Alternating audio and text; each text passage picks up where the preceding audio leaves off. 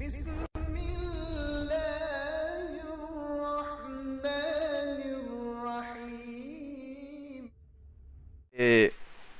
جہاد کے موضوع پر پچھلی دفعہ ہم نے بات کی ہے، دوستوں کو یہ پتہ ہوگا کہ دو تین دن پہلے ہم نے جہاد کے مسئلے پر گفتگو کی تھی، اور اس وقت ہم نے یہ کام کیا تھا کہ اس زمانے کے حالات آپ کو بتائے تھے۔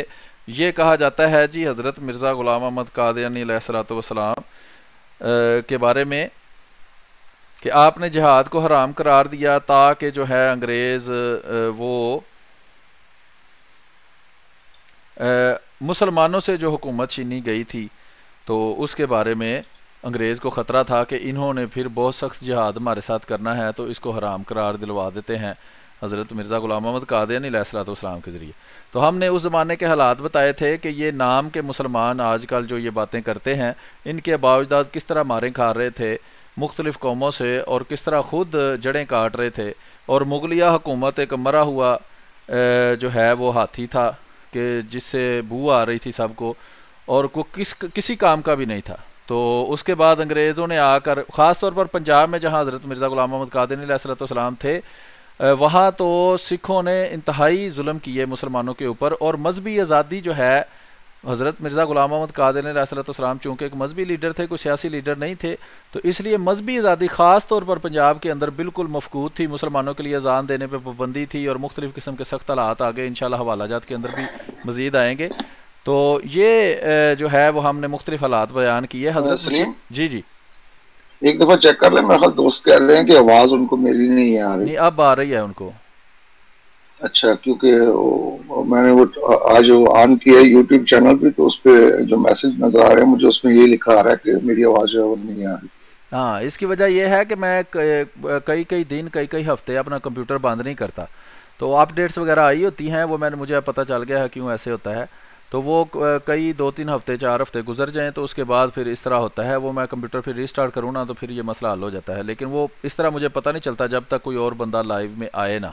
تو آپ آئے ہیں تو پھر یہ پتہ چلا ہے، لیکن ابھی میں نے مائک وہ اسپیکر آن کر لیا ہے، تو آپ کی آواز بھی جائے گی، کوئی مسئلہ نہیں۔ چلیں صحیح ہے۔ یہ اچھا کیا آپ نے کہ وضاحت کر دی کہ پہلے ہم نے وہ اس وقت کے حالات اور واقعات بتائے ہیں کہ اس وقت صورتحال کیا تھی، اور یہ جو پروپیگنڈا کیا جاتا ہے کہ اس وقت کوئی گویا کہ مسلمانوں کی ایک اجماعی حکومت تھی جو آ کے انگریزوں نے چھینی ہے۔ انگریزوں نے بہت پہلے ہی یہ قبضہ کرنا شروع کر دیا تھا، اور اس کے اعلیٰ کار بھی خود نہ صرف یہ کہ مسلمان حکمران بنے ہیں جو مختلف صوبوں کے اور مختلف ریاستوں کے حکمران تھے، بلکہ اسی طرح ہندو اور دوسرے جو ہیں حکمران، کیونکہ وہ بھی علیحدہ اپنی اسٹیٹس بنا کے بیٹھے ہوئے تھے، تو دونوں طرف انگریز ان کی مدد بھی کرتے رہے ہیں، اور معاوضے کے طور پہ پھر ان سے علاقے بھی لیتے رہے ہیں، اور رفتہ رفتہ انہوں نے اتنے علاقے لے لیے کہ بالآخر انہوں نے یہ فیصلہ کیا کہ کیوں نہ ہم یہ سارا نظام ہی جو ہے وہ اپنے ہاتھ میں لے لیں۔ تو انشاءاللہ وہ آج بھی جو حوالے آئیں گے ان میں بھی یہ بات کہیں نہ کہیں ذکر ہوگی اس کی۔ میں سارے حوالے تو نہیں چیک کر سکا دوبارہ، جیسے کہ میں نے بتایا کہ میں بھی ویکینڈ کو مصروف تھا، لیکن انشاءاللہ امید ہے کہ آج جو انہوں نے یہ کہا تھا کہ ہمارے بعض بزرگ جو ہیں انہوں نے دارالحرب کا فتویٰ بھی دیا، تو ان سے محترم یہ سوال ہے، یا ان کے جو ماننے والے ہیں ان سے یہ سوال ہے کہ اگر انہوں نے اس کو دارالحرب کا فتویٰ دیا تھا، اور جنہوں نے اس کو دارالاسلام کا فتویٰ دیا تھا، اور قرآن اور حدیث کی روشنی میں اس کو دارالاسلام جو ہے وہ قرار دیا تھا، بلکہ یہاں تک انہوں نے کہا تھا کہ انگریزوں سے اب ہمارا معاہدہ ہے، اور انہوں نے وہ احادیث بھی کوٹ کی ہیں سوائے ایک حدیث کے کہ معاہدہ شکنی جو ہے وہ اسلام میں کتنا بھاری جرم تصور کیا جاتا ہے۔ تو انشاءاللہ جس حدیث کا انہوں نے ذکر نہیں کیا اس کا بھی میں ذکر کر دوں گا۔ تو آپ کے پاس حوالہ جات پہنچ چکے ہیں، تو ہم بسم اللہ کرتے ہیں، جو پہلا حوالہ ہے اس کو کھول کے دیکھتے ہیں کہ کیا لکھا ہے اس میں۔ جی، یہ پہلا حوالہ ہے تواریخ عجیبہ کا سوان احمدی، اس کا دونوں ہی نام ہے اسی ایک چیز کے، تو اس کے آگے یہ حوالہ ہے، یہ صفحہ نمبر 57 کے اوپر، وہ میں آپ کو پڑھ کے سناتا ہوں۔ لکھا ہے کہ صاحب مخزن لکھتا ہے کہ ایام طفولیت سے آپ کی طبیعت اور جبلت میں شوق و ذوق احلائے کلمت اللہ اور انتفاع نائرہ کفر و بدعت بھرا ہوا تھا، اس واسطے ہر گھڑی اور ہر ساتھ جہاد قتال کفار کا ارادہ کرتے رہتے تھے، اور سرکار انگریزی گو کافر تھی مگر اس کی مسلمان رعایا کی آزادی اور سرکار انگریزی کی بے روح رعائی اور بوجہ موجودگی ان حالات کے ہماری شریعت کے شرائط سرکار انگریزی سے جہاد کو مانے تھیں. ٹھیک ہے جی. یہ سادہ عبارت میں اگر کہیں تو وہ کہتے ہیں چونکہ وہ شریعت کے لحاظ سے مسلمانوں کو آزادی دے رہے تھے, کوئی پابندی نہیں لگاتے تھے. مثال یہ ہے کہ جیسے سکھوں نے اذان پہ پابندی لگا دی, جیسے پاکستان نے آج کل احمدی مسلمانوں پر پابندیاں لگائی ہیں, ایسی انگریزوں کے دور میں کوئی پابندیاں نہیں تھی. آج بھی انگریزی حکومتیں جو ہیں یا یورپین حکومتیں, وہاں اس طرح کی کوئی پابندیاں نہیں ہیں. تو یہ وہ کہہ رہے ہیں اس لیے ان سے جہاد کرنے کی کوئی ضرورت نہیں محسوس وہ کرتے تھے. اگر اس واسطے اگر آپ کو منظور ہوا کہ اقوام سکھ پنجاب پر جو نہایت ظالم اور احکام شریعت کی خارج اور مانے تھے جہاد کیا جائے, یہ دونوں کا موازنے کا بھی پتہ چل گیا. اور حضرت مسیح موعود علیہ الصلوۃ والسلام جو ہیں وہ پنجاب کے اندر ہی اللہ تعالیٰ نے ان کو مبعوث کیا ہے, اور ان کے جو والدین ہیں یا بھائی ہیں وہ سارے وہ جو واقعات ہیں وہ پنجاب کے اندر جو حالات تھے اس کی وجہ سے وہ ساری صورتحال آسانی سے سمجھی جا سکتی ہے کہ پنجاب کے اندر مسلمانوں کے حالات جو تھے وہ بہت پتلے تھے, خاص طور پر جو شرعی احکام کو بجا لانا ہے اس کے بارے میں. تو جہاد کا کام ایسا نہیں ہے کہ جھٹ پٹ پنجاب کو پہنچ جائے اور اسے فارغ ہو کر اپنے گھروں کو لوٹ جایا جائے. جی اچھا, وہ کہتے ہیں کہ لہٰذا آپ نے چاہا کہ جہاد کرنے سے پہلے فرض حج کو ادا کر لیں اور بعد ادائے اس فرض کے سکھوں سے جہاد شروع کیا جائے. جی احمد بٹ صاحب, اس کو یہیں تک رکھیں یا آگے بھی پڑھنا ہے یہ والا؟ نہیں مطلب یہ واضح آپ نے تحریر میں کہ انہوں نے کہا ہے کہ ہم نے انگریزوں سے جہاد کیوں نہیں کرنا, بلکہ آگے جا کے وہ تحریریں بھی آئیں گے, ان سے یہ معین طور پہ یہ سوال پوچھا گیا کہ آپ اتنی دور سے انگریزوں کی علمداری سے نکل کے تو سکھوں سے جہاد کرنے ہیں, تو آپ انگریزوں سے گھر میں ہی جہاد کیوں نہیں کر لے. اس کی بھی انہوں نے وضاحت کی ہے. اسی کتاب کے آگے 2-3 حوالے ہیں, وہ انشاءاللہ ہم پڑھتے ہیں. دیکھ لیں اگر اس میں کئی نشان لگا, میں نے کھولا نہیں ہے, یہ صفحہ اگر نمبر اس میں کئی 73 نشان ہے, لگا ہوا تو 73. یہاں سے ہم پڑھتے ہیں, یہ اسی کتاب کا دوسرا حوالہ ہے. یہاں نیچے آپ دیکھ سکتے ہیں کہ یہ لکھا ہے کہ یہ بھی صحیح روایت ہے کہ اثناء قیام کلکتہ میں جب ایک روز مولوی محمد اسماعیل شہید واز فرما رہے تھے, ایک شخص نے مولانا سے یہ فتویٰ پوچھا کہ سرکار انگریزی پر جہاد درست ہے یا نہیں. اس کے جواب میں مولانا نے فرمایا کہ ایسے بے روح ریا اور غیر متعصب سرکار پر کسی طرح بھی جہاد کرنا درست نہیں. ٹھیک ہے جی, اسماعیل شہید دہلوی کہہ رہے ہیں, اور یہ وہابی ان کو بہت زیادہ مانتے ہیں, اپنا بزرگ مانتے ہیں. اور یہ دیکھ لیں کہ کیا کہہ رہے ہیں کہ چونکہ انگریز بے روح ریا اور غیر متعصب ہیں. اب ایک اور چیز قابل غور ہے کہ جب یہ دیوبندی یا اس طرح کے دوسرے لوگوں نے جماعت احمدیہ کی مخالفت میں جھوٹ بول کر عوام کو دھوکہ دینا ہوتا ہے تو وہ انگریزوں کو ایسے پیش کرتے ہیں جیسے وہ گلیوں میں لائنیں بنا کر مسلمانوں کو کھڑا کر کے تو ان کی گردنیں اتارتے جا رہے تھے اور مسلمان مرتے جا رہے تھے اور عورتوں کی عزتیں لوٹی جا رہی تھیں اور بچے قتل کیے جا رہے تھے, کوئی اس طرح کے حالات تھے. لیکن وہ بالکل ایک بہت بڑی گپ ہے. جب ان میں 1857 میں انہوں نے انگریزوں کو مارا, ان کے لوگوں کو مارا, اس کے بعد جس پر جرم ثابت ہو گیا ان کی عدالت میں, اس کے ساتھ انہوں نے جو سلوک چوروں اور ڈاکوؤں سے ہوتا تھا وہی ان کے ساتھ سلوک کیا. لیکن عموماً سلوک کیا تھا, وہ اس طرح کی کتابوں میں جس میں ان کے سامنے کوئی مخالف نہیں ہماری طرح احمدی مسلمانوں کی طرح کا ہوتا, یہ سچ بولتے ہیں. وہ کیا ہے کہ ایسی بے روح ریا اور غیر متعصب سرکار پر کسی طرح بھی جہاد کرنا درست نہیں. اور یہ عبارت کبھی بھی آپ کو پڑھ کے نہیں سنائیں گے, حالانکہ یہ بھی کتابوں میں لکھا ہوا ہے. ٹھیک ہے جی. اور اس وقت پنجاب کے سکھوں کا ظلم اس حد تک پہنچ گیا ہے کہ ان پر جہاد کیا جائے. یعنی کہ پنجاب کے اندر جو حالات تھے وہ کہہ رہے ہیں کہ اس قابل ہیں کہ جہاد جا کر پنجاب میں کیا جائے. وہ پنجاب سے نہیں تھے, وہ پنجاب کے علاوہ کسی علاقے میں تھے, اور وہاں سے وہ پنجاب میں پھر بعد میں جہاد کرنے آئے ہیں. اور یہ شہید ساتھ اسی لکھا ہوا ہے کہ اسی لڑائی کے اندر پھر وہ جو ہے وہ مارے گئے ہیں. ٹھیک ہے جی. جی مطلب آپ نے اس میں کہا ہے کہ یہ وہابیوں کے بڑے ہیں, تو یہ صرف وہابیوں کے بڑے نہیں ہیں بلکہ یہ جو دیوبندی ہیں ان کے بھی بڑے ہیں. ٹھیک. تو اس لیے میں نے کہا کہ میں اس کی وضاحت کر دوں. اور یہی وہ ان کے بزرگ ہیں جن کے بارے میں کہا جاتا ہے کہ انہوں نے شاہ عبدالعزیز کے فتوے پہ عمل کر کے تو جہاد کیا. تو جہاد جو انہوں نے فتوے پہ عمل کر کے کیا تو وہ انگریزوں کے خلاف نہیں کیا. اس کا مطلب یہ ہوا کہ شاہ عبدالعزیز کا فتویٰ جو ہے وہ انگریزوں کے خلاف نہیں تھا, ورنہ یہ اپنے گھر سے خدا کرتے, نہ کہ انگریزوں کی مدد سے جا کے سکھوں سے جہاد کرتے، جیسا کہ اگلے والوں میں یہ انشاءاللہ بات کھل کے سامنے آ جائے گی. جی بتاؤ. جی جی بہت شکریہ. اچھا آگے ہم چلتے ہیں جی اگلے حوالے کی طرف. یہ بھی سوان احمدیہ وہی کتاب ہے اور صفحہ نمبر 89 99 صفحہ نمبر 99 ہے. اس میں یہ نیچے لکھا ہے کہ اس وقت ہر شہر و قصبہ و گاؤں واقعہ برٹش انڈیا یعنی انگریزی عملداری واقع ہند میں اعلانیہ سکھوں پر جہاد کرنے کا واز ہوتا تھا. ٹھیک ہے جی، کیا ہوتا تھا جی؟ سکھوں پر جہاد کرنے کا واز ہوتا تھا، لیکن خود وہ انگریزی حکومت میں تھے. مگر براہ دور اندیشی معرفت شیخ غلام علی صاحب رئیس اعظم الہ آباد کے نواب لیفٹیننٹ گورنر بہادر اضلاع شمالی و مغربی کو بھی اس تیاری جہاد سکھوں کی اطلاع دی گئی تھی، جس کے جواب میں صاحب ممدو نے یہ تحریر فرمایا کہ جب تک انگریزی عملداری میں کسی فتنہ فساد کا اندیشہ نہ ہو ہم ایسی تیاری کا مانع نہیں. اس کے بعد جب سید صاحب ملک یاغستان میں پہنچ کر سکھوں سے جہاد میں مصروف تھے، اس وقت ایک ہندوی 7,000 روپیہ کی جو بذریعہ ساہوکاران دہلی مرسلہ مولوی محمد اسحاق صاحب بنام سید صاحب روانہ ہوئی تھی، ملک پنجاب میں وصول نہ ہونے پر اس 7,000 کی واپسی کا دعویٰ عدالت دیوانے میں دائر ہو کر ڈگری ہوا. تو اصل میں یہی دکھانا یہاں مقصود ہے کہ انگریزوں کے علاقوں میں اعلان کر کر کے یہ جہاد کرنے، یہ بالکل ویسی ہی صورتحال آپ سمجھ لیں جنہوں نے یہ واقعات دیکھے ہیں. پاکستان کے اندر جب رشیا جو ہے وہ افغانستان کے اندر آ گیا تو پاکستان میں یہ دیوبندی اور وہابی جو ہیں یہ اپنے چھوٹے بڑے بچوں کو جو بھی اس قابل تھا جو بھی مانتا تھا اس کو یہ کہہ کر کے افغانستان میں مسلمانوں کے خلاف جو ہے وہ کافروں نے وہاں قبضہ کر لیا ہے اور مسلمانوں پر جہاد فرض ہو گیا، آؤ وہاں جا کے جہاد کریں.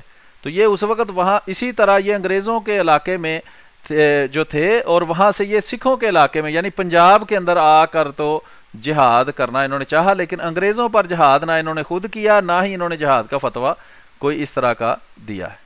جی احمد بار صاحب کچھ کہنا چاہتے ہیں؟ جی دوسری بات اس میں یہ ہے کہ انہوں نے وہاں پہ جو گورنر تھا اس وقت انگریز، اس سے باقاعدہ اجازت لی ہے اس چیز کی.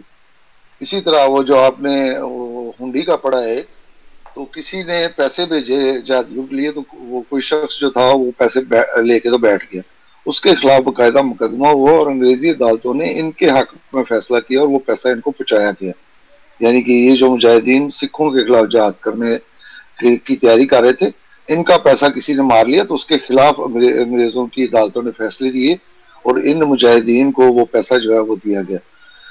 اسی طرح محترم یہ کتاب جس کا ہم یہ تیسرا حوالہ اس وقت دکھا رہے ہیں یہ کسی بعد کے لکھے ہوئے شخص کی نہیں ہے، جیسا کہ دیوبندیوں نے تاریخ کو بعد میں بگاڑنے کی کوشش کی ہے. ان کے 2-4 اشخاص ہیں، ایک کیا نام ہے ان کا، محمد میاں، اسی طرح اور بھی ہیں ایک دو جو انہوں نے تاریخ کا حلیہ بگاڑا ہے اور جو کل تک انگریز کی وفاداری میں جنگیں لڑتے رہے ان کو پھر انگریزوں کے باغی انہوں نے ثابت کرنے کی کوشش کی ہے. تو یہ اللہ وسایا اور ان جیسوں کو یہ بھی دکھانا مقصود ہے کہ کس طرح تمہارے علماء نے اور بڑے بڑے جو لوگ ہیں انہوں نے تاریخ کو بالکل چینج کر کے رکھ دی ہے کہ کل کی تاریخ کچھ اور تھی اور آج کی تاریخ انہوں نے کچھ اور بنا کے تو لوگوں کو بتائی ہوئی ہے. اور لوگوں میں جیسا کہ ہم بار بار یہ کہتے ہیں کہ اتنا نہیں ہے کہ وہ خود کتابیں پڑھیں.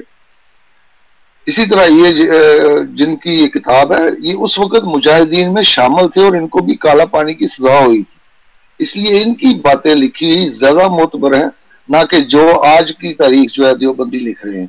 اور مزے کی بات یہ ہے کہ خود اس نے جو تاریخ کو بگاڑنے کی کوشش کی ہے اس کا رد بھی پھر دیوبندیوں نے کیا ہے، جیسا کہ انشاءاللہ وہ اگلے حوالوں میں یہ بات بھی آئے گی.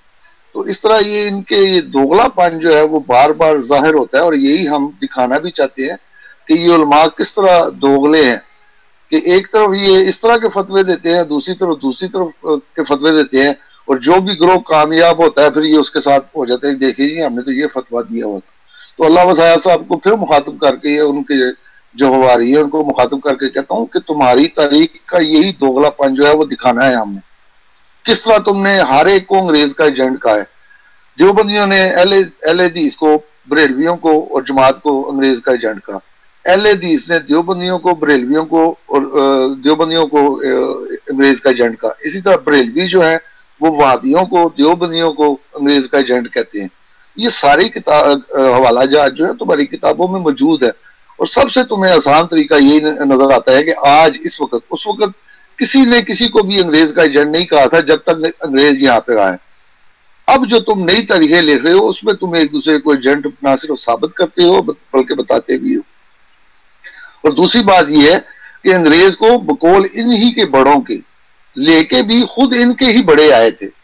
یہ جن کو یہ مجذوب وغیرہ مانتے ہیں اور بڑے بڑے ولی اللہ مانتے ہیں، یہ وہ جو ہے جب یہاں پہ ظلم اس حد تک بڑھ گیا تو کہتے ہیں کہ پھر ہم نے فیصلہ کیا کہ اب انگریزوں کو حکومت دے دینی چاہیے. انشاءاللہ اس کے بھی حوالے آئیں گے، ہمیں خود اس پہ مزید جو ہے وہ تبصرہ کرنے کی ضرورت نہیں پڑے گی.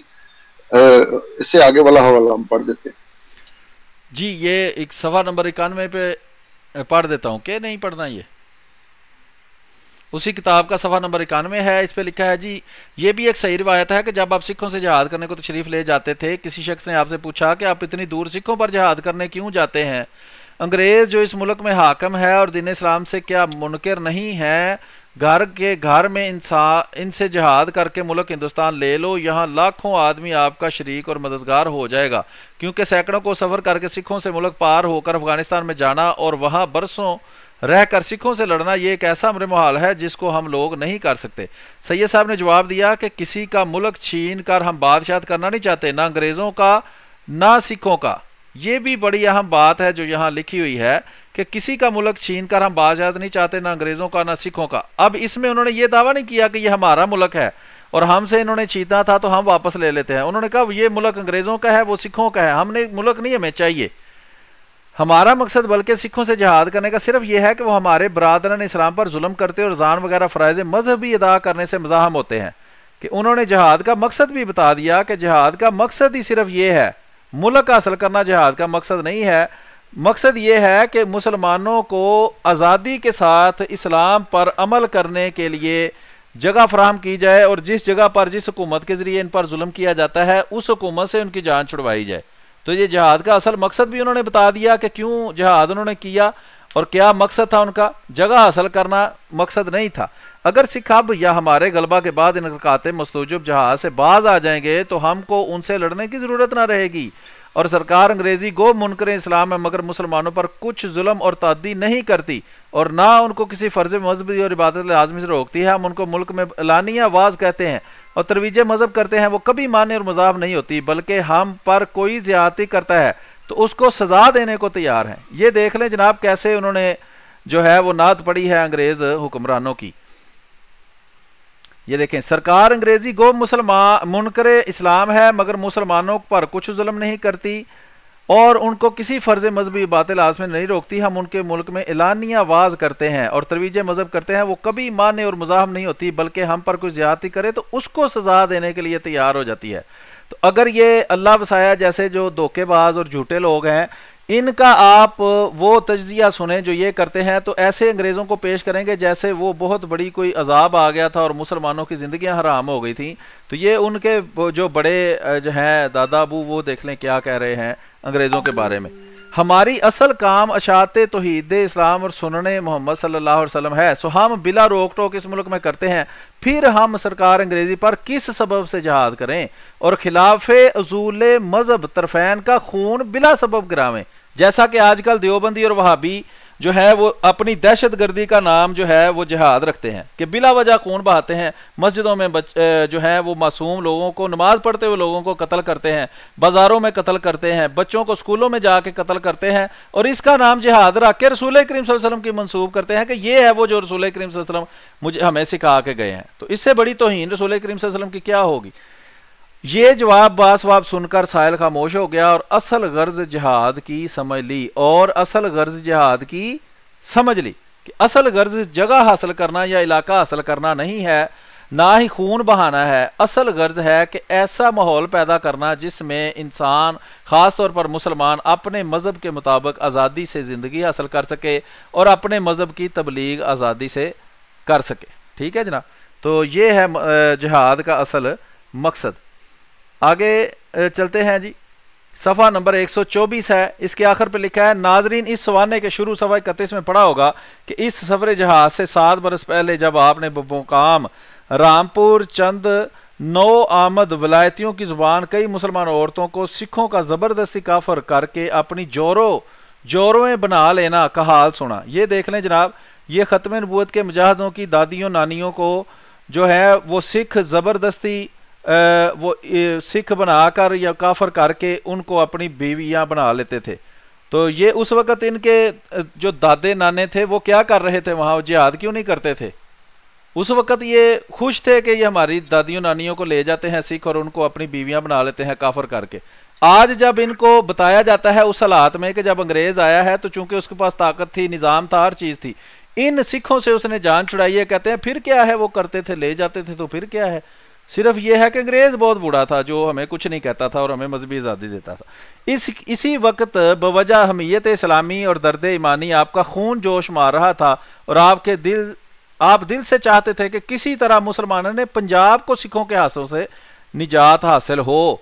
और ये जो दुआएं कर रहे थे वो काश ऐसा कभी हो जाए। ये अल्लाह ताला ने फिर उन अहले किताब जिनको जब हमारी मुखालफत में आते हैं तो कहते हैं ईसाई तो अहले किताब हैं, उनसे तो शादियां भी जायज़ हैं, उनको तो लड़कियां देना भी जायज़ है, उनकी लड़कियां लेना भी जायज़ है, तब वो अहले किताब बन जाते हैं। लेकिन जब हजरत मसीह मौऊद अलैहिस्सलाम की मुखालफत करनी होती है तब वो जालिम जाबर सारा कुछ बन जाते हैं, वो भी झूठो झूठ अपने पास से किसे गाड़ कर। आगे लिखा है जी, लाखों खलकत आपके साथ सार देने को तैयार हो गई, इस मुल्क यूसुफ जई में पहुंचे, वगैरह वगैरह। अच्छा सलीम साहब, इसमें असल में उस वक्त के जो पंजाब के हालात है सिखों के दौरे हुकूमत में, वो दिखाना मकसूद था। इंशाल्लाह उसकी तफसील जो है वो आगे आएगी। दरमियान में कुछ हवाले जो हैं वो उसमें ये दिखाया गया है, पढ़ने की जरूरत नहीं है, वैसे वो अटैचमेंट में लग जाएंगे कि इनकी लड़ाई जो है वो दुरानियों के साथ हुई। और दुरानी जो है वो मुसलमान थे, बल्कि वो सिखों की तरफ से एक किस्म उनके साथ इत्तेहाद करके तो उन्होंने इनके साथ लड़ाई की है। इसलिए बाज जो है खास तौर पर बरेलवी जो है इनको शहीद बालाकोट नहीं कहते। उसके लिए वो मुख्तलिफ किताबों के हवाले भी देते हैं, जैसे कि तारीख तनावलियां वगैरह जो है, अल्लाह के फजल से मैंने वो भी पढ़ी हुई है। तो उनका कहना ये था कि इन्होंने सिखों के खिलाफ जहाद करते हुए जान नहीं दी, बल्कि मुसलमानों के खिलाफ ही लड़ते हुए मारे गए हैं। इसलिए वो इनको कतीले बालाकोट कहते हैं, शहीद बालाकोट नहीं कहते। तो दरमियान में हम कुछ समय जो है वो छोड़ देते हैं, वो अटैचमेंट में जब लगेंगे तो फिर वो दोस्त जो है वो पढ़ लेंगे। हम चले जाते हैं 159 नंबर पे। जी बिल्कुल, ये मैं वो थोड़ा इनको दिखा रहा हूँ लोगों को हाईलाइट करके कि फिर इनके अबाव अजदाद ने जो आजकल ख़त्म नबूवत के मुजाहिद देवबंदी बने हुए हैं उनको दगाबाजी और धोखेबाजी से मरवा दिया था जो यहाँ जिहाद करने आए थे। सफ़ा नंबर कौन सा है जी, आगे जाना है? 159, सफ़ा नंबर 159 और पहुंच चुके हैं जी। इस कहा कि मुल्क हिंदुस्तान में खलीफा साहब के लाखों मुरीद, जानिसार, बड़े बड़े नवाब और जिम्मेदार, और इस वक्त तमाम हिंदुस्तान नसरानियों के कब्जे में है। फिर जब सिख और नसरानी दोनों कुफर में बराबर हैं तो खलीफा साहब ने अपने लाखों मुरीदों को जमा करके घर बैठे बिठाए सरकार अंग्रेजी जिहाद क्यों नहीं किया? नाहक इतनी मेहनत और मुशक्कत सफर दूर दराज की उठाकर यहाँ सिखों से लड़ने को आए। मौलवी साहब ने फरमाया कि सरकार अंग्रेजी, ये फिर वही है जी, देख लें, सरकार अंग्रेजी हमको किसी फराइज मजहबी के अदा करने से नहीं रोकती, हर मजहबी अमर में हम उनको पूरी आज़ादी दे रखी है, बर खिलाफ सिखों के उन्होंने लाखों मुसलमानों को जलील करके बुलंद आवाज से अजान तक मना कर रखी है। यह है वो जिहाद जो इनके बड़े कर रहे थे उस वक्त। अगर कोई मुसलमान ईद बकर ईद पर गाय की कुर्बानी करे तो सरकार खालसा उसको जान से मार डाल दे। यही सबब है कि खलीफा साहब अंग्रेजों को छोड़कर सिखों से जिहाद करने के लिए आए थे। ये वो बातें हैं जो ये देवबंदी वहाबी शिया बरेलवी अपनी अवाम को नहीं बताते और जो है वो छुपाते हैं, हक को छुपाते हैं, जैसे यहूदियों की आदत थी और अल्लाह के दुश्मनों और शैतान के चेलों की आदत होती है। जी अहमद बार साहब, इस पर कोई तबसरा करें या आगे चलें? हाँ जी, इस पे तबसरा मैंने यही करना है कि हम फजूल इस पे तबसरे कर रहे हैं। इंशाल्लाह ये सारी बातें जो आप और मैं कर रहे हैं वो लफ्जन ब लफ्जन वैसे की वैसे ही मुख्तलिफ हवालों में आ जाएंगी। जी जी। तो इसलिए मैं थोड़ा सा ये अगले सफ़े जो है उन पे बाज पर निशान नहीं लगे तो मैं पढ़ देता हूँ। इसी तरह सफ़ा 180 पे लिखा है कि आखिरकार 1845 में यानी मार्का बालाकोट के 15 बरस बाद कुल सल्तनत पंजाब मुतसब सिखों के हाथ से निकलकर हमारी आदल सरकार के कब्जे में आ गई।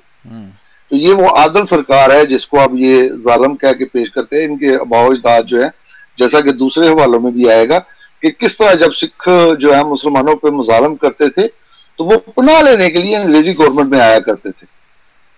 یہ انشاءاللہ حوالوں میں آ جائے گی، اس لیے ہمیں مزید تبصرے کرنے کی بھی اس پہ اتنی زیادہ ضرورت نہیں ہے. اسی طرح وہ صفحہ نمبر 180 کے آخر پہ کہتے ہیں کہ اکثر مؤلفوں کی تحریر سے واضح ہوتا ہے کہ واضح پنجاب، یہ بالکل اس کی آخری لائن ہے کہ اکثر مؤلفوں کی تحریر سے واضح ہوتا ہے کہ واضح فتح پنجاب کے الہام کا آپ کو ایسا وثوق تھا. یعنی کہ یہ سید احمد جو ہیں انہوں نے الہامن یہ بات کی تھی کہ پنجاب جو ہے وہ میرے ہاتھ پہ اللہ تعالیٰ فتح کرے گا. یہ مقدر ہے کہ اللہ تعالیٰ پنجاب کی فتح جو ہے وہ میرے ہاتھ پہ پڑھ رہے ہیں آپ 181 180 کا آخری جو لائن ہے ٹھیک ہے اس سے اور پھر 181 سے صحیح ہے. وہ مار کر دے کہ اکثر مؤلفوں کی تحریر سے واضح ہوتا ہے کہ واضح فتح پنجاب کا الہام کا آپ کو ایسا وثوق تھا کہ آپ اس کو سراسر صادق اور ہونہار سمجھ کر بارہا فرماتے تھے اور اکثر مکتوبات میں لکھا کرتے تھے. یعنی کہ ان کو اتنا یقین تھا کہ اس الہام کا وہ بار بار ذکر کیا کرتے تھے، جو جیسا کہ اس نے یہاں پہ حوالہ دیا ہے کہ اکثر مکتوبات میں بھی وہ اس الہام کا ذکر کرتے تھے کہ پنجاب جو ہے یہ اللہ تعالیٰ نے مقدر کیا ہے کہ میرے ہاتھ پہ فتح ہوگا. اب یہ فتح جو ہے وہ انگریزوں کے ہاتھ پہ ہوئی ہے، اس کی بھی وہ وضاحت کر رہے ہیں. تو میں خود تبصرہ نہیں کرتا، وہ تحریر آگے پڑھ دیتا ہوں، انشاءاللہ اسی میں وضاحت ہو جائے گی. وہ کہتے ہیں کہ اس الہام میں وسوسہ شیطانی اور شائبہ نفسانی کو ذرا بھی دخل نہیں ہے. ملک پنجاب ضرور میرے ہاتھ پر فتح ہوگا اور اس فتح سے پہلے مجھ کو موت نہیں ہوگی، لیکن معاملہ بالا کوٹ خواہ شہادت ہو یا غیبیت، یعنی کہ بعض لوگ کہتے ہیں کہ بالا کوٹ میں وہ شہید ہو گئے تھے، بعض کہتے ہیں کہ وہ غائب ہو گئے تھے. تو یہ یہاں پہ وہ اس کا ذکر کر رہا ہے کہ کیونکہ انہوں نے یہ کہا تھا کہ مجھ کو موت نہیں آئے گی، اتنا یقین تھا اس کو اسلام پہ، تو وہ کہتے تھے کہ یہ فتح میرے ہاتھ پہ ہی ہونی ہے. بہرحال ہم آگے دیکھتے ہیں. وہ کہتے ہیں بظاہر سراسر اس یقینی الہام کے خلاف ہوا. وہ کہتا ہے کہ الہام کے پھر خلاف ہوا کیونکہ پنجاب جو ہے وہ تو سکھوں کا پنجاب جو ہے وہ تو انگریزوں نے فتح کیا، شاہ صاحب کے ہاتھ پہ نہیں ہوا. آگے وہ لکھتا ہے کہ بظاہر سراسر اس یقینی الہام کے خلاف ہوا. اب اس کا جواب یہی ہے کہ ازرو اصول شریعت محمدی کے الہام ایک ذنی چیز ہے اور اس کی طویلوں وغیرہ میں 100 طرح کی غلطیوں کا گمان ہوتا ہے. اب ان کو یاد آ گیا کہ نہیں، جو الہامات ہوتے ہیں یا پیشن گوئیاں ہوتی ہیں اس میں غلطیاں لگ سکتی ہیں، خود صاحب الہام کو بھی غلطی لگ سکتی ہے. یہ ہے وہ مضمون جو یہاں پہ بیان کر رہے ہیں. تو یہ ایک اور اعتراض جو ہے اس کا بھی جواب اس میں آ جاتا ہے کہ صاحب الہام جو ہوتا ہے اس کو بھی بعض دفعہ تعویل کی غلطی لگ جاتی ہے، اور یہ اسی طرف اشارہ کر رہے ہیں. وہ کہتے ہیں کہ اب اس کا جواب یہی ہے کہ ازرو اصول شریعت محمدی کے الہام ایک ذنی چیز ہے اور اس کی طویلوں وغیرہ میں 100 طرح کی غلطیوں کا گمان ہوتا ہے. سو ضرور ہوا، اور اس وقوع کے 15 برس کے بعد سلطنت پنجاب متعصب اور ظالم سکھوں کے ہاتھ سے نکل کر ایک ایسی عادل اور آزاد اور لامذہب قوم کے ہاتھ میں آ گئی جس کو ہم مسلمان اپنے ہاتھ پر فتح ہونا تصور کر سکتے ہیں. تو یہ ہے دیوبندیوں کے آباء و اجداد، یہ ہیں ان کے الہامات، جس میں وسوسہ شیطانی بھی نہیں ہے کہ انہوں نے کہا کہ یہ ہمارے ہاتھ پہ فتح ہوگی، اور وہ فتح جو ہے وہ جب انگریزوں کے ہاتھ پہ ہوئی تو انہوں نے کہا کہ گویا کہ یہ ہمارے ہی ہاتھ پہ فتح ہوئی.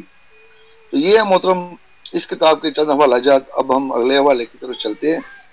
جیسا کہ میں نے بتایا کہ اس میں بے شمار باتوں کے اس کے علاوہ بھی کہ انہوں نے صرف انگریز کے خلاف جہاد کیا، اس کے علاوہ بھی کافی سارے اعتراضات جو ہیں ان کے جوابات بھی آ جاتے ہیں. جی محترم اگلا والا کھولے. یہ اگلا والا کھولئے، میں نے صفحہ 182 ہے. اس کے نیچے لکھا ہے سید صاحب کا سرکار انگریز سے جہاد کرنے کا ہرگز ارادہ نہیں تھا. وہ اس آزاد عملداری کو اپنی ہی عملداری سمجھتے تھے. وہ انگریز کی حکومت کو اپنی ہی حکومت سمجھتے تھے، اور اس میں شک نہیں کہ اگر سرکار انگریزی اس وقت سید صاحب کے خلاف ہوتی تو ہندوستان سے سید صاحب کو کچھ بھی مدد نہ پہنچتی، مگر سرکار انگریزی اس وقت دل سے چاہتی تھی کہ سکھوں کا زور کم ہو جائے، اور وہ انگریز حکومت جو ہے وہ سید صاحب کی سکھوں کے خلاف مدد بھی کرتی رہی ہے. اس حوالے سے پتہ چلتا ہے.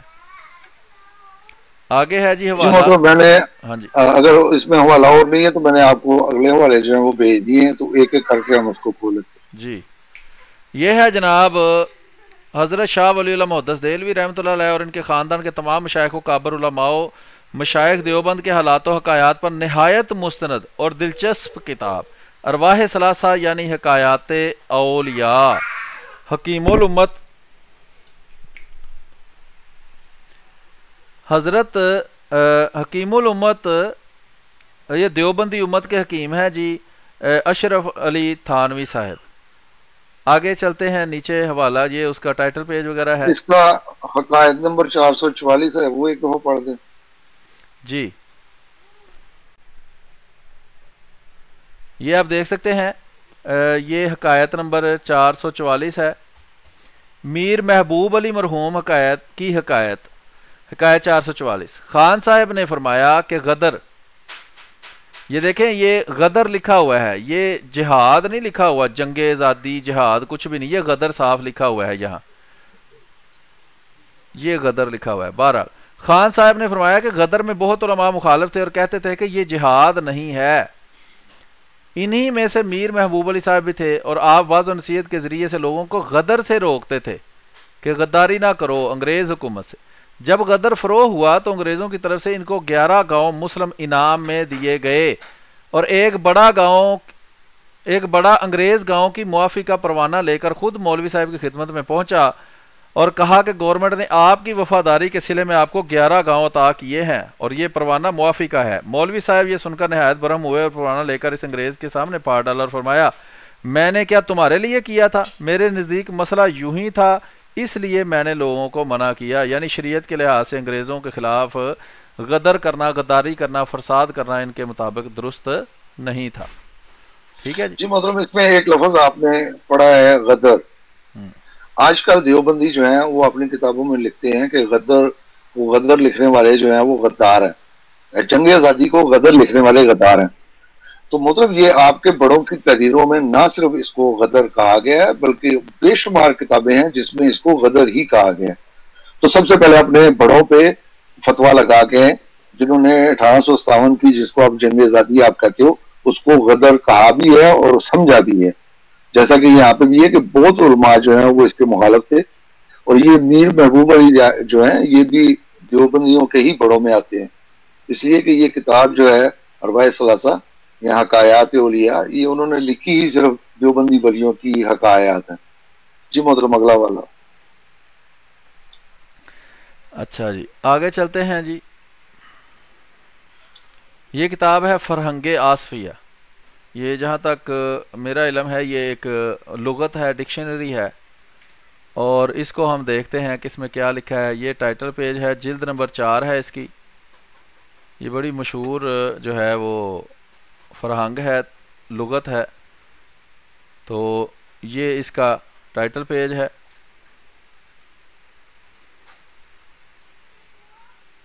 یہ صفحہ نمبر 861 ہے، اور اس کے اوپر لکھا ہے وفات حضرت یاد حضور ملکہ معظمہ کیسرہ ہند، اللہ تو ہی ہے۔ ہاں جی، یہ کیا ہو رہا ہے؟ اچھا، یہ اوپر نیچے لکھا ہے تعزیت نامہ، ہائے ہائے ہائے ہماری ملکہ معظمہ، ہائے ہماری کیسرہ، ہائے ہمارے سلطانہ، ہائے 2 فروری سن 1901 کے یوم الدفن، ہائے ہو مہد علیہ زیر زمیں اے فلک دریغ، گردوں نشیں ہو خاک نشیں اے فلک دریغ، یہ نالہ ہائے شعلہ فشاں او زبانہ زن، پھونکیں گے تاب عرش بری اے فلک دریغ۔ ہائے ہماری کیسرا مادر مہربان، مادر کہتے ہیں ماں کو، ان کو کہہ رہا ہے اے انگریزوں کی ملکہ، ہماری ماں جو لگتی ہے، مہربان کیسرہ ہند، ملکہ انگلستان، آپ کہاں تھیں، کہاں سما گئیں؟ ایک ہندوستان اور انگلستان کیا تمام جہان کو ہمیشہ کے لیے ماتم کردہ بنا دیا، کیا اعتبار دہر کا عبرت کی جا ہے، یہ عشرت سرا کبھی کبھی ماتم سرا ہے یہ۔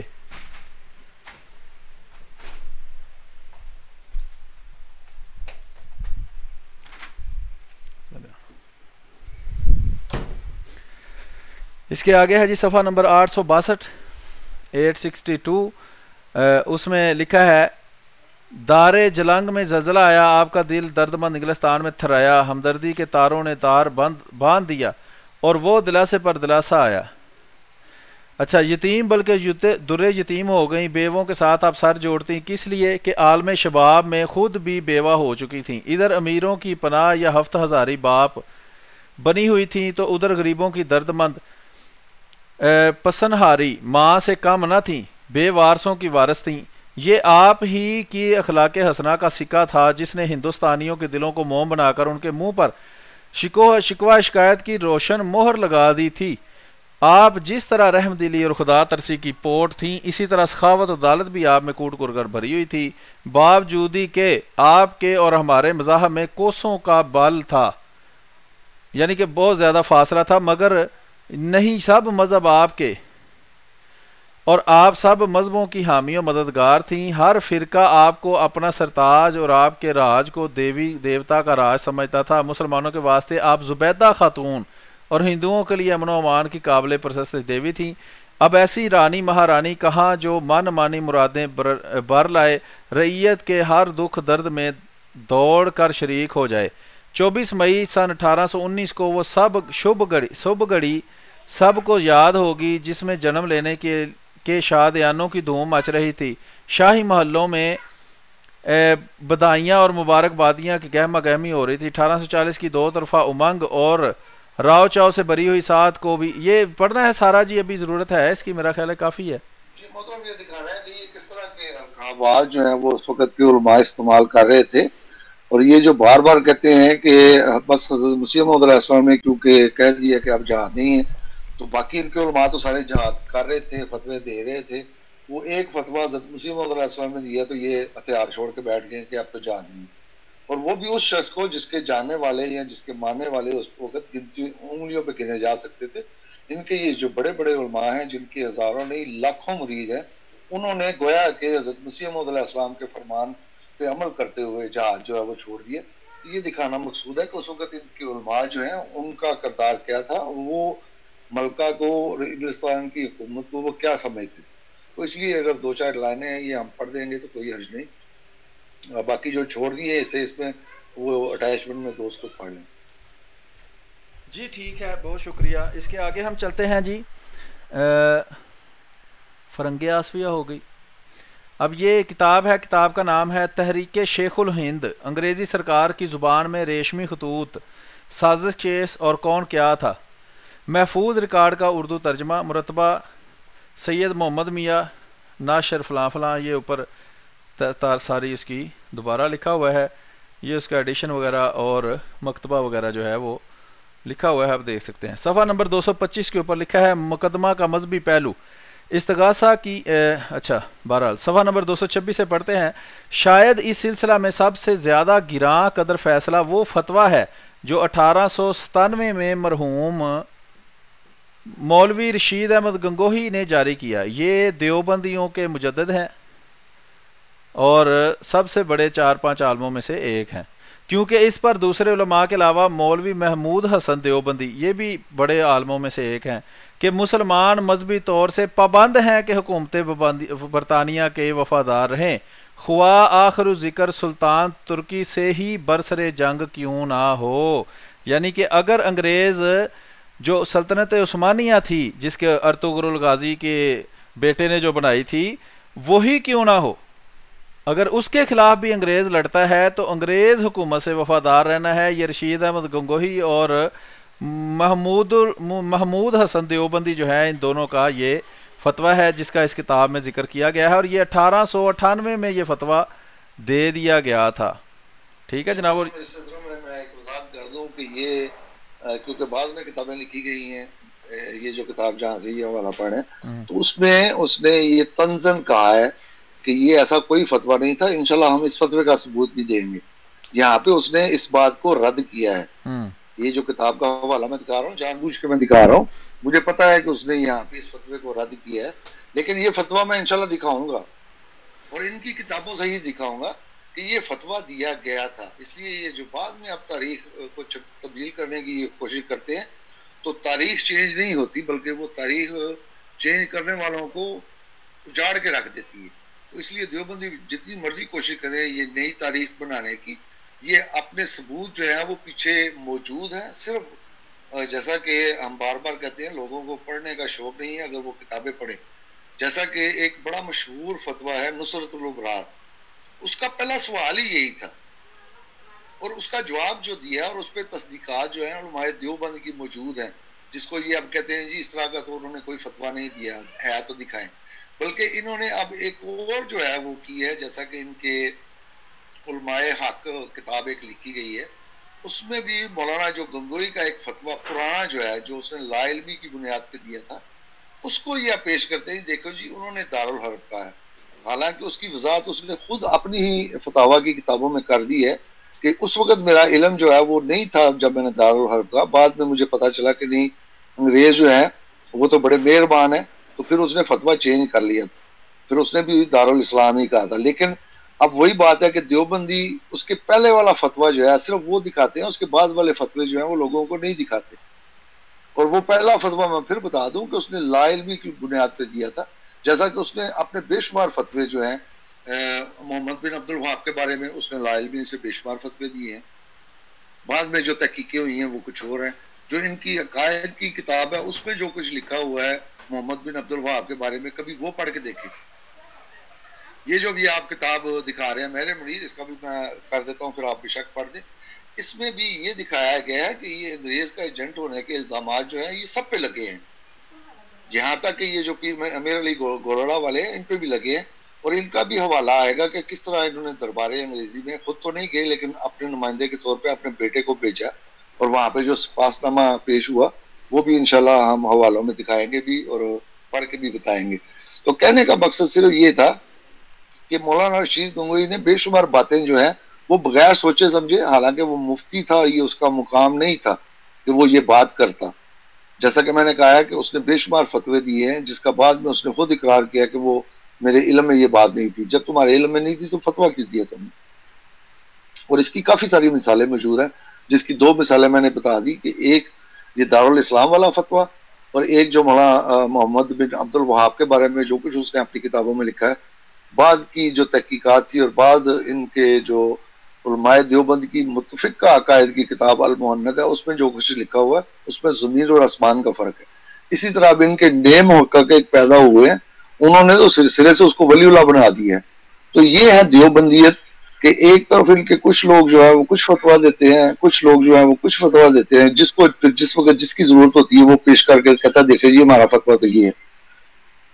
ابھی یاد ہوگا کہ کافی عرصہ پہلے جب مفتی محمود سے بھی کسی اخباری نمائندے نے بات کی تو اس نے بھی کہا کہ شکر ہے کہ پاکستان بننے کے گناہ میں ہم شامل نہیں تھے. اب دیوبندیوں سے پوچھے وہ کہتے ہیں پاکستان بنائی ہم نے. تو یہ اس طرح کے واقعات، اس طرح کے دوغلے پن سے ان کی تاریخ جو ہے وہ بھری پڑی. جی محترم اگلا والا پڑھ. جی یہ مہر منیر کا حوالہ ہے، یہ اسی پیر مہر علی شاہ کا حوالہ ہے جو حضرت مسیح موعود علیہ الصلوۃ والسلام سے عربی زبان میں قرآن کریم کی تفسیر لکھنے کے مقابلے سے بھاگ گیا تھا اور بہانے بنائے تھے کہ پہلے 300-400 یا 500-600 مختلف عقائد پر مجھ سے بحث کرو، پھر میری بیعت کرو، پھر اس کے بعد میں کروں گا. یہ اسی مولوی کا حوالہ ہے، پیر مہر علی اس کا نام ہے، یہ پنڈی کے قریب گولڑا جگہ ہے وہاں کا تھا. یہ اس کی اشاعت وغیرہ لکھی ہوئی ہے ساری، اور یہ فتویٰ ہے یا جو باتیں اس نے کی ہیں وہ میں آپ کو پڑھ کے سناتا ہوں. یہ صفحہ نمبر 287 ہے. اس صفحے کا لکھا ہے پہلے جنگ عظیم کے بعض رولٹ ایکٹ کے خلاف ہنگاموں کے دوران جلیانوالہ باغ امرتسر کی فائرنگ کے ہیرو بدنام زمانہ سر مائیکل ایڈوائر لیفٹیننٹ گورنر پنجاب کی یہاں سے روانگی کے وقت طبقہ امراء اور بعض سجادہ نشینوں نے الوداعی پارٹی کے دوران لاہور میں ایک سپاس نامہ پیش کیا.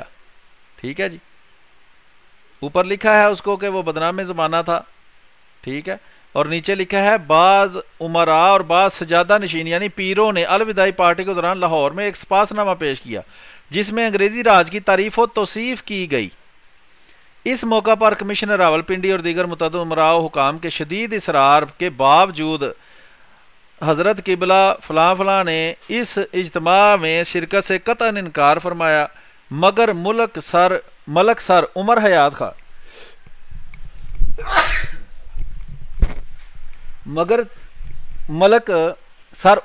خان ٹوانا کے بے حد تقاضا اور اصرار پر بالآخر آپ صاحبزادہ جناب بابو جی علیہ ما علیہ کو شمولیت کے یہ فرماتے ہوئے بھیج دیا. یہ دیکھیں اس نے اپنے بیٹے کو وہاں بھیجا ہے. یہاں اس لائن میں یہ بات کی گئی ہے کہ ملک عمر یاد خان کے غربا کے کام کرتے ہیں اور اس وجہ سے مجھے اس کا خیال ہے، لہٰذا جناب بابو جی یعنی اس کا بیٹا پیر میر علی کا تو کرہن لاہور تشریف لے گئے. ملک عمر حیات خان نے کہا کہ آپ خود کوئی بات نہ کیجئے گا، جو کچھ ہم کہیں صرف ہاں میں ہاں ملاتے رہیں. جناب بابو جی نے دریافت کہا کہ آپ لوگ کیا کہیں گے، تو ملک صاحب نے انگریزوں کے لیے مدحی علافت. بابو جی نے کہا میں اس کی تائید نہیں کر سکتا کیونکہ یہ صحیح نہیں ہے. اس پر ملک صاحب نے بابو جی کی شمولیت کو مناسب نہ سمجھا. چنانچہ آپ ان سے فارغ ہو کر واپسی سے قبل جب جناب دیوان سید محمد سجادہ نشین پاک پتن شریف سے ملے تو انہوں نے بسرار روک لیا اور اپنے ہمراہ پارٹی میں لے گئے. بابو جی فرماتے ہیں کہ مجھے کچھ علم نہ تھا کہ ایسے اجتماعات کے طور طریقے اور آداب کیا ہوتے ہیں. ایک کاغذ پر سب کے دستخط کرائے گئے. میں نے بھی اس خیال سے حاضرین کی فہرست ہے دستخط کر دیے. بعد میں معلوم ہوا کہ وہ دستخط سپاس نامہ کے سلسلے میں تھے. سخت افسوس ہوا مگر اس وقت مجبوری تھی، کچھ نہ ہو سکتا تھا. یہ بعد میں بہانے اب بنا رہا ہے کہ اس وقت پتہ ہی نہیں چلا، میں چھوٹا سا بچہ تھا، فیڈر میرے منہ میں تھا اور انہوں نے میرا ہاتھ پکڑ کر اوپر دستخط کر دیے. تعجب ہے کہ مولوی ظفر علی مرحوم مدیر اخبار ذمہ دار نے ان مشائخ و سجادہ نشینوں کے خلاف جو نظم شائع کی اس میں حضرت قبلہ فلان ٹمکان کا ذکر کیسے کر دیا، حالانکہ سب پر روشن تھا کہ آپ اس اسلام میں قطعاً شریک نہیں ہوئے اور نہ ہی اسے پسند فرمایا ہے. اس کو وہی نازل ہوئی ہوگی نا، اس کو پتہ چل گیا ہوگا کہ یہ بھی گیا. جی محترم، جیسا کہ آپ نے کہا ہے کہ یہ دیکھیں یہ بعد میں کتاب لکھی گئی ہے میرے منیر، اس میں وہ اب صفائیاں دینے کی کوشش کر رہے ہیں. وہ تو کاکے بننے تھے اور ان کو تو پتہ ہی نہیں تھا، بس وہ یہ سمجھے اور وہ ہوا. حالانکہ یہ دوسری تحریروں سے ثابت ہے کہ وہ شامل ہوئے اور وہ اس وقت بالغ عقل مند تھا، کو دودھ پیتا بچہ نہیں تھا کہ اس کے ہاتھ پکڑ کے تو انہوں نے سائن کروا لیے تو اس نے بڑوں کا لحاظ کر کے تو کہہ دیے. اتنی عقل شعور اس کو تھی. تو بہرحال یہ جیسا کہ میں نے بتایا کہ یہ بعد میں تاریخوں کو کس طرح چینج کرتے ہیں اور کس طرح پھر کہتے ہیں کہ نہیں جی ان کو تو علم نہیں تھا، وہ یہ سمجھے کہ یہ حاضری کا رجسٹر ہے تو اس پہ میں نے سائن کرنے. تو یہ ایک اپنی طرف سے انہوں نے صفائی پیش کرنے کی کوشش کی، لیکن انشاءاللہ اس کے بھی اگلے حوالے آ جائیں گے جس میں خود دیوبندیوں نے ہی اس کا ذکر کیا ہے، بلکہ انہوں نے جو بعض یہ بھی کہتے ہیں کہ پیر مہر علی سے وہ اس بنا پہ اس کے خلاف بھی ہوئے اور کیونکہ وہ اس کے مرید بھی تھے تو اس نے بیعت توڑ بھی لی. بعض کہتے ہیں کہ نہیں وہ آخر تک اس کے مرید رہے، لیکن بعض کہتے ہیں کہ اسی واقعے کی وجہ سے انہوں نے پھر وہ بیعت جو ہے وہ توڑ بھی لی. چلے ہم اگلا حوالہ پڑھتے ہیں، انشاءاللہ امید ہے کہ اس میں وضاحت آئے. اچھا اس میں ایک چیز کی طرف توجہ دیکھیں، جو دوست ہیں سن رہے ہیں سارے، کہ جب وہ بندہ عمر حیات خان ٹوانا جو تھا اس نے اس سے کہا کہ میں جو وہاں کہوں گا تم ہاں ہاں کر دینا، تو اس نے اس کی بات پر اعتبار نہیں کیا اور اس سے پہلے پوچھا ہے کہ تم نے کیا کہنا ہے جس کا میں نے جواب میں ہاں ہاں کرنا ہے. تو اس نے کہا میں نے یہ کہنا، کہتا میں نہیں کرنا، میں تو غلط سمجھتا ہوں. تو جو کاغذ پر لکھا ہوا تھا اس پہ فٹافٹ دستخط کر دیے اس نے. اس کو نہ اس نے پڑھا کہ اوپر لکھا کیا ہوا ہے جس کو میں دستخط اوپر کر رہا ہوں. بہرحال یہ بھی ایک اس میں علامت ہے کہ وہ دستخط اس نے اپنی مرضی سے کیے تھے اور بعد میں پھر جب پکڑا گیا تو پھر چور جو ہے وہ کب مانتا ہے، وہ پھر ڈنڈے مار مار کے لوگ منواتے ہیں کہ چور تم ہی ہو. بہرحال آگے چلتے ہیں جی اگلے حوالے کی طرف. یہ ہے علماء حق جہاد حریت 1857. یہ جہاد پتہ نہیں کون سی سائیڈ سے یہ جہاد تھا جو ہندوؤں کی لیڈرشپ میں ہندوؤں کے پیچھے ان کو امام بنا کر انہوں نے کیا تھا ان کے کہنے پر. علماء حق اور ان کے مجاہدانہ کارنامے، حصہ اول، یہ صفحہ نمبر 90. اسلیم اس کو ہم اس وقت چھوڑ دیتے ہیں. میں نے جیسا کہ ذکر کیا تھا کہ یہ اب نئی تاریخ جو ہے وہ لکھی جا رہی ہے تو اس وجہ سے یہ ان کا حوالہ ہے. یہ محمد میاں صاحب جو ہے نا یہ کوشش کر رہے ہیں کہ اب دیوبندی تاریخ کو ذرا اچھے رائے میں پیش کیا جائے، جو ان کے ساتھ وہ کانٹے وغیرہ لگے ہیں ان کو ہٹا دیا جائے. حالانکہ اس کا رد بھی خود پھر دیوبندی نے ہی کیا ہے. یہ حوالہ میں نے اس لیے لگایا ہے کہ یہ دیکھیں کس طرح یہ تاریخ کا بھی یہ چینج کر رہے ہیں. جیسا کہ وہ اسی کتاب کے صفحہ نمبر 94 پہ کہتے ہیں کہ اس زمانے کی سیاست کے پیش نظر مندرجہ ذیل سوالات تنقید طلب ہے، ان کے جوابات حضرت امام ربانی کی سیاسی مسلک کی توضیح ہو جائے گی. تو پہلا سوال کیا ہے ہندوستان دارالاسلام. تو اس کا بھی جواب دیتے ہوئے اس نے آخر پہ جا کے یہی کہا ہے کہ اب یہاں پہ لڑنا جو ہے وہ فضول ہے. جیسا کہ وہ صفحہ نمبر 97 پہ جا کے کہتا ہے کہ صورت یہ ہے کہ جب تک ظاہری اسباب کی بنا پر اس درجہ قوت نہ ہو فتح کی امید کی جا سکے شرعی حیثیت سے اقدام کی اجازت نہیں دی جا سکتی. یہ جواب نمبر 3 میں یہ اس نے لکھا ہوا. اور اسی اس کے فتوے کو جو اس نے ایک جگہ پہ اس کو دارالحرب کہا ہے تو اسی کو یہ اب دیوبندی جو ہے وہ پیش کر کے تو تاریخ کو مسخ کرنے کی کوشش کرتے ہیں. لیکن جیسا کہ میں نے بتایا کہ خود دیوبندیوں کے گھر سے ہی جو محمد میاں صاحب نے یہ کوشش کی ہے تاریخ کو بدلانے کی اس کا رد بھی جو ہے انہوں نے کر دیا ہے. اسی طرح وہ صفحہ نمبر 98 پہ اسی کتاب کے جا کے کہتے ہیں کہ اس میں شک نہیں کہ کچھ علماء دیانتداری کے ساتھ عدم جواز کا فتویٰ دیتے ہیں مگر اصولی غلطی یہ ہے کہ وہ ہندوستان کو یعنی دارالحرب کو دارالاسلام پر قیاس کیا کرتے ہیں. رسول اللہ صلی اللہ علیہ وسلم کی مقدس حیات انفرادی اور اجتماعی زندگی کے ہر شعبے میں رہنمائی فرماتی ہے.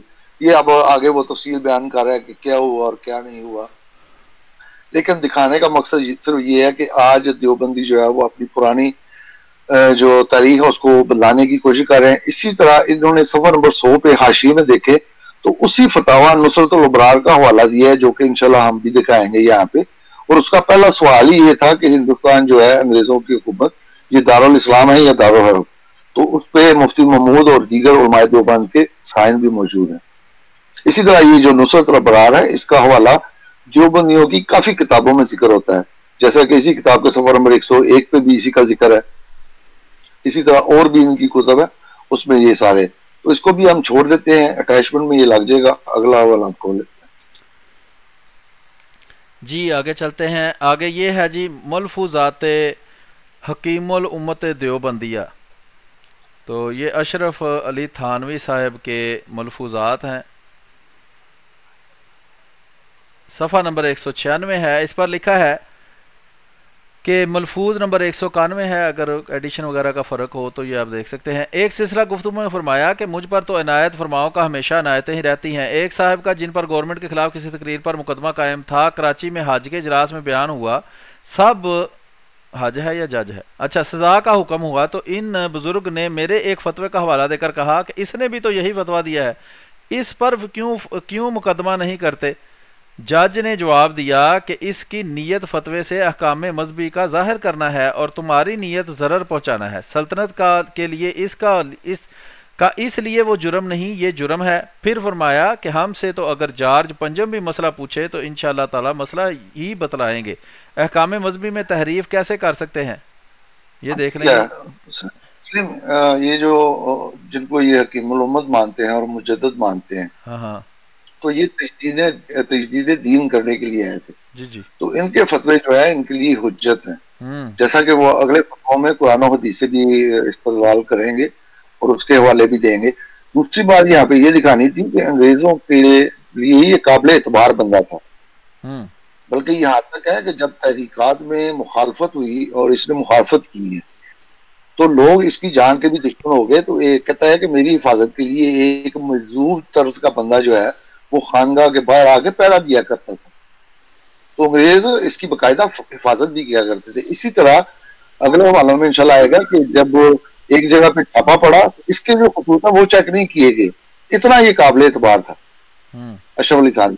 بلکہ یہاں تک تھا کہ ایک بندہ جو ہے وہ سرحد پہ پکڑا بھی گیا تو اس نے صرف اس کا حوالہ دیا تو اس کو انہوں نے چھوڑ دیا تھا.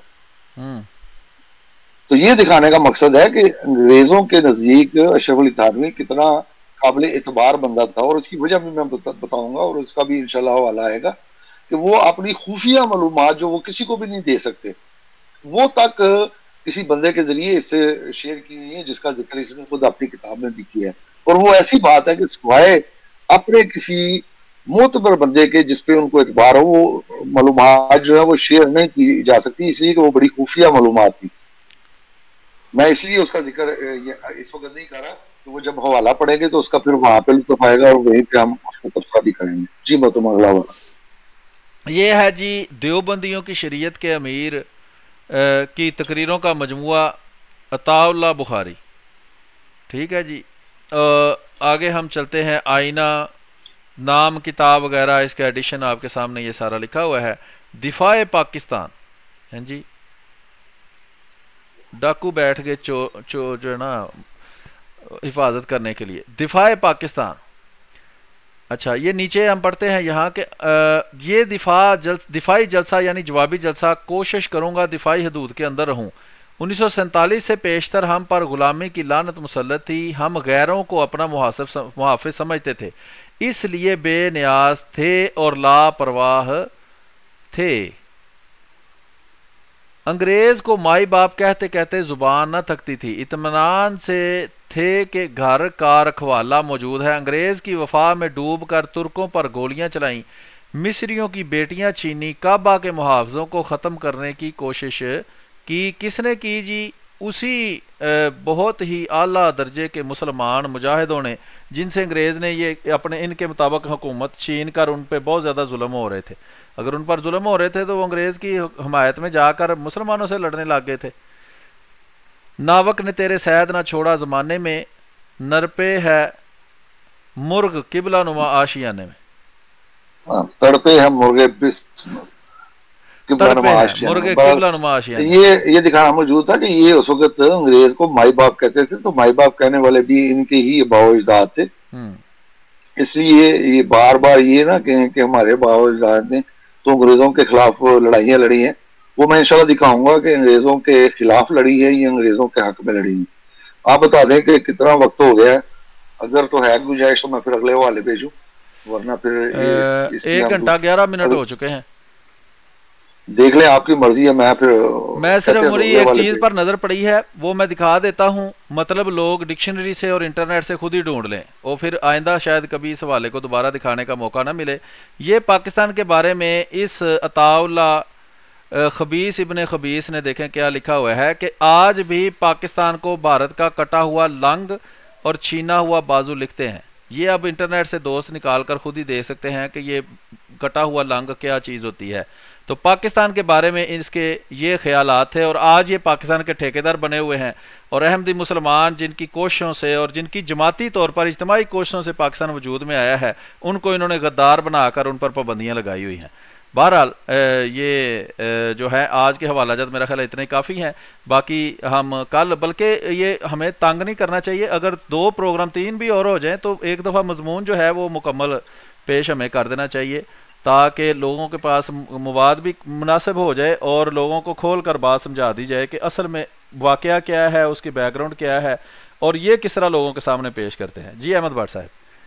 جی محترم, بالکل. میں نے ابھی فولڈر چیک کیا ہے تو اس میں یہ دیوبندیوں کے سلسلے میں 60 حوالہ جات جو ہیں وہ میں نے لگائے ہوئے ہیں, جو کہ ہم پروگرام میں پیش کرنے ہیں. جی جی. تو جیسا کہ آپ نے کہا کہ وہ قسطوں میں ہی ہو سکتا ہے, وہ ایک پروگرام میں تو نہیں ہوگا. اس کے بعد انشاءاللہ ہم علیحدہ سے پروگرام کریں گے جس میں بریلویوں کا ذکر ہوگا.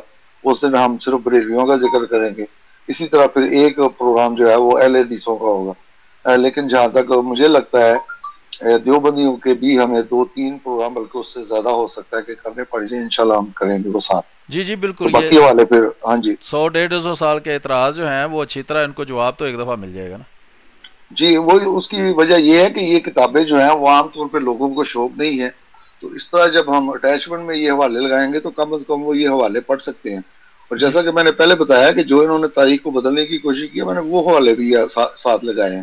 اس لیے وہ یہ نہیں کہہ سکتے کہ تم نے وہ باتیں نہیں پڑھی جو ہماری کتابوں میں لکھی ہیں. میں نے اللہ کے فضل سے وہ بھی پڑھی ہیں اور ان کے جواب جو ہیں وہ بھی پڑھے ہوئے ہیں. اور ابھی میں نے غیروں کے حوالے نہیں دیے کہ وہ دیوبندیوں کو انگریز کا ایجنٹ کس طرح ثابت کرتے ہیں. وہ بھی انشاءاللہ ہم جو ہے وہ کسی پروگرام میں ہم پیش کریں گے. تو ٹھیک ہے محترم, میری طرف سے تمام سننے والوں کو پھر اللہ حافظ. آپ اپنا پروگرام جو ہے وہ جاری رکھیں. آج بھی میرے پاس وقت ہے, میں کوشش کروں گا درمیان میں بیچ میں سننے کی, وہ جہاں پہ کہیں ضرورت پڑی تو انشاءاللہ میں آپ کو ریلیٹو جو حوالہ جاتا ہوں وہ بھی ساتھ بھیج دوں گا. جی تو ٹھیک آپ ہے. اپنا پروگرام جاری ہاں میں ویسے مختصر ہی اس کو رکھوں گا, آج بھی کوئی 10-15 منٹ میں زیادہ نہیں چلاؤں گا کیونکہ میں مصروف ہوں آج کل کافی زیادہ. تو یہ آپ کے لیے اسپیشل میں کہہ رہا تھا کہ گھنٹہ, سوا گھنٹہ, 1.5 گھنٹہ نکال لیا جائے تاکہ لوگوں کے سامنے مواد ملتا رہے ان کو, اور ان کو جوابات ملتے رہیں, اور کچھ نہ کچھ روشنی میں پھر ختم نبوت پر ڈال کر میں بھی دوستوں سے اجازت چاہوں گا. ٹھیک ہے جی, ہم آگے شروع کرتے ہیں. جی ایک بات مجھے یاد ہے, میں نے وہ آپ کا پچھلا پروگرام دیکھا ہے, اس میں وہ ذاکر صاحب ہیں, وہ غالب شیعہ جو ہیں وہ آئے تھے, تو انہوں نے اعتراض کیا تھا کسی چیز پہ. تو ایک انہوں نے ترجمہ قرآن کا حوالہ دیا اور ایک تفسیر کا انہوں نے حوالہ دیا. جی جی بالکل. تفسیر محترم اور ہوتی ہے, ترجمہ جو ہے وہ کچھ اور ہوتا ہے. اسی طرح اگر شیعہ کا ترجمہ دیکھیں تو وہ کچھ اور ہوگا, جب وہ اس کی تفسیر بیان کرتے ہیں تو وہ آیت مساک النبیین میں حضرت علی کو بھی شامل کرتے ہیں. اور میں نے وہ حوالہ بعد میں جیسا کہ میری عادت ہے میں نے چیک کیا ہے, وہاں پہ حضرت مسلم موعود نے اس کی بڑی وضاحت کے ساتھ یہ تفسیر بیان کی ہوئی ہے کہ یقاتلون کا مطلب جو ہے وہ یہ بھی ہو سکتا ہے, یہ بھی ہو سکتا ہے اور یہ بھی ہو سکتا ہے.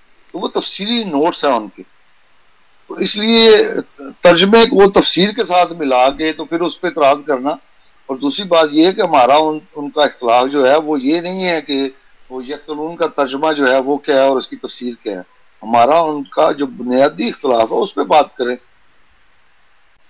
تو میں پھر بتا دوں کہ جو آیت مساک النبیین ہے, شیعہ تفاسیر میں حضرت علی کو وہ اس میں شامل سمجھتے ہیں, حالانکہ وہ کسی بھی لغت کی کتاب سے حضرت علی جو ہے اس میں نہیں آ سکتے. وہ تو نبیوں کا جو ہے مساک دیا جا رہا ہے, اس میں حضرت علی کہاں سے آ گئے. لیکن وہ حضرت علی رضی اللہ تعالیٰ کو بھی اس میں تفسیر میں شامل کرتے ہیں. اسی طرح وہ اگر آئیں یا میری بات سنیں تو کبھی اپنی کتاب حیات القلوب جو ہے وہی کھول کے دیکھ لیں کہ اس میں انہوں نے کس کس آیت کے ترجمے میں کس کس کو گھسیڑا ہوا ہے. تو اس لیے پھر میں کہتا ہوں کہ ہمارا جو ان کا بنیادی اختلاف ہے اس پہ بات کریں. ہمارا ان کا یہ اختلاف نہیں ہے کہ یقتلون کا ترجمہ انہوں نے کچھ اور کیا اور فلاں نے تفسیر میں کچھ اور کہا ہے. یہ ہمارا ان کا جھگڑا نہیں ہے. تو جی محترم آپ اپنا پروگرام جاری رکھیں. میری طرف سے پھر تمام دوستوں کو اللہ حافظ. جی بہت شکریہ جی, اللہ حافظ, السلام علیکم. تو جی دوستو, آپ نے آج بھی دیکھا کہ جہاد کے معاملے کے اوپر پچھلے پروگرام کے اندر ہم نے آپ کو کافی سارے حوالے دکھائے, جس کا مقصد یہ تھا کہ آپ کو بتایا جائے کہ اس وقت کس طرح کے حالات تھے ہندوستان کے اندر, اور مسلمان کہلانے والے کس طرح ذلیل و خوار ہو رہے تھے, اور یہ دیوبندی اور اس طرح کے دوسرے جھوٹے اور کذاب اور دجال جو ہیں وہ کس طرح عوام کو آج کل دھوکہ دیتے ہیں, جھوٹی اور من گڑت تاریخ ان کو بتا کر. جی مسلمانوں کے پاس بڑی زبردست طاقتور حکومت تھی اور انگریزوں نے ان سے چھین لی اور پھر بہت زیادہ ظلم شروع کر دیے, اور یہ وہ سارے ڈرامے جو وہ کرتے ہیں. تو حالات پچھلے پروگرام میں ہم نے آپ کو بتایا. اس پروگرام میں ہم نے آپ کو صرف ایک جھلک دکھائی ہے ان فتاوا جات کی یا ان باتوں کی جو انگریز حکومت کے بارے میں کی جاتی ہیں. اور عربی کا ایک مقولہ ہے جس کا مطلب یہ ہے کہ کسی چیز کی خوبی یا خامی کا پتہ کرنا ہو تو اس کو کسی دوسری چیز سے مقابلہ کر کے دیکھو, یعنی دونوں چیز کا موازنہ کرو, پھر بتاؤ کہ ان میں سے اچھی کون سی ہے. تو ایک طرف پنجاب میں سکھوں کی حکومت تھی, دوسری طرف انگریزوں کی حکومت بیک وقت قائم تھی. تو اس وقت انہی دیوبندی وہابیوں کے جو اکابر تھے, جیسے سید احمد شہید ہیں, سید احمد بریلی کے تھے, سید احمد بریلوی شہید اور اسماعیل شہید دہلی کے تھے, اور یہ شاہ ولی اللہ محدث دہلوی کے خانوادے سے تھے, یہ صاحبزادہ صاحب تھے. ٹھیک ہے, تو یہ اتنے بڑے اولیاء کی اولاد جو تھی, جو جن کو یہ بھی بڑا کچھ مانتے ہیں, تو وہ بتائیں کہ وہ خود کہہ رہے ہیں کہ انگریزوں سے جہاد ہم کیوں کریں, اور جہاد کا اصل مقصد یہ نہیں ہے کہ ہم زمینیں ہتھے آئیں یا دولت لوٹے. جس طرح کے مسلمان کہلانے والے افغانی جو تھے وہ ہندوستان میں آتے, دولت لوٹتے, اپنے بھائیوں کو قتل کرتے اور واپس چلے جاتے. ٹھیک ہے, اسی طرح سلطنت عثمانیہ جو ہے ان کے ساتھ بھی تیمور لنگ نے یہی کیا کہ وہ انگریزوں سے لڑ رہی تھی, یہ پیچھے سے جا کے اس کو, جس طرح کتا پنی سے پڑ جاتا ہے, یہ ان کو پیچھے سے جا کے پنی سے پڑ گیا, اور وہ بجائے اس کے کہ یورپ کے اندر ان کی حکومت قائم ہوتی اور ہو سکتا ہے اسلام وہاں پھیلتا, اس کی وجہ سے وہ پیچھے اس سے لڑ کے آپس میں ایک دوسرے کو قتل کرنے لگ گئے. تو یہ ان کی تاریخ اس چیز سے بڑی ہوئی ہے, یہ لمبی ایک داستان ہے جو کبھی وقت ملا تو پھر آپ کو سنائیں گے. لیکن فی الحال یہ سمجھنا ضروری ہے کہ اس وقت انگریزوں کی حکومت کے اندر جو مذہبی آزادی تھی کہ اپنی مذہب کی تبلیغ کرو, اپنی مذہب پر عمل کرو, کوئی پابندی نہیں ہے. تو اس طرح کے حالات جو تھے وہ پنجاب میں موجود نہیں تھے. پنجاب میں سکھوں نے بڑے سخت مظالم جو تھے وہ ڈھائے تھے مسلمانوں کے اوپر, اور مختلف قسم کے حوالہ جات ہم پیچھے دے بھی چکے ہیں. تو جب حضرت مسیح موعود علیہ الصلوۃ والسلام ان سارے حالات کے بعد تشریف لائے ہیں تو ظاہری بات ہے کہ انہوں نے اس حکومت کی تعریف ہی کرنی ہے, اس حکومت کی اس بات میں تعریف کی جس میں تعریف بنتی ہے. کہتے ہیں give the devil his due, کہ اگر شیطان بھی اچھا کام کرے تو اس کی تعریف کرو, اور اگر مولوی بھی کوئی برا کام کرے تو اس کو بتاؤ کہ یہ برا ہے. تو یہ ہے جناب آپ کے سامنے کچھ حالات پیش کیے گئے ہیں. انشاءاللہ آنے والے پروگراموں کے اندر مزید آپ کو حالات آپ کے سامنے پیش کیے جائیں گے.